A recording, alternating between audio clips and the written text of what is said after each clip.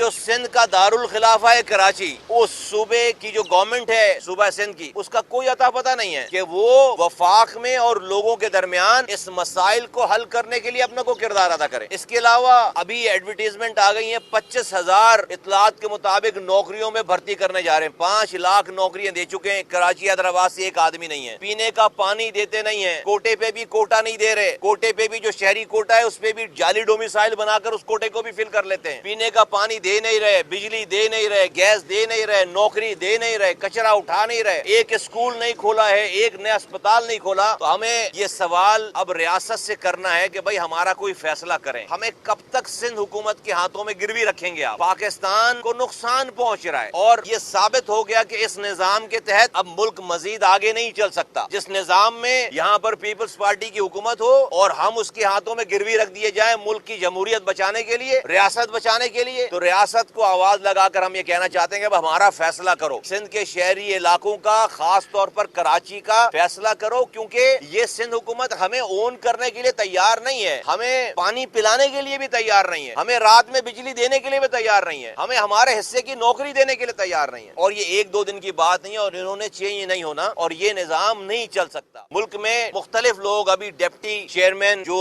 Saint کے ہیں انہوں نے بھی بات کی ہے کہ ملک میں نئے ایڈمنسٹریٹو صوبوں کی بات کی ہے۔ شاہد خاقان عباسی صاحب ہیں جو کہ ایکس پرائم منسٹر پاکستان ہیں، وہ یہ بات کر رہے ہیں۔ اب یہ بات بہت ساری جگہوں سے بات ہو رہی ہے اور سندھ کے حالات بالکل یہ بتا رہے ہیں۔ ہم نے ہر ممکن کوشش کر لی کہ ہم اس صوبے کی حکومت کے ساتھ مل کر اپنی نسلوں کی پرورش کریں، لیکن یہ صوبائی حکومت پیپلز پارٹی کی 15 سالوں سے ہماری نسل کشی کر رہی ہے، ہماری نسلوں کو ذبح کر رہی ہے، ہمارے ساتھ ناانصافی کر رہی ہے اور ان کے رویوں میں کوئی چینج نہیں ہے اور کوئی ایسے آثار نہیں لگ رہے۔ تو ہمیں نہیں لگتا کہ ان کے ساتھ ہمارا گزارا ہو سکتا ہے۔ ریاست اس طرح سے نہیں چل سکتے، یہاں پر بھیڑ بکریاں نہیں ہیں، 3 کروڑ لوگوں کا شہر ہے، بہت دیر تک خاموش نہیں رہیں گے۔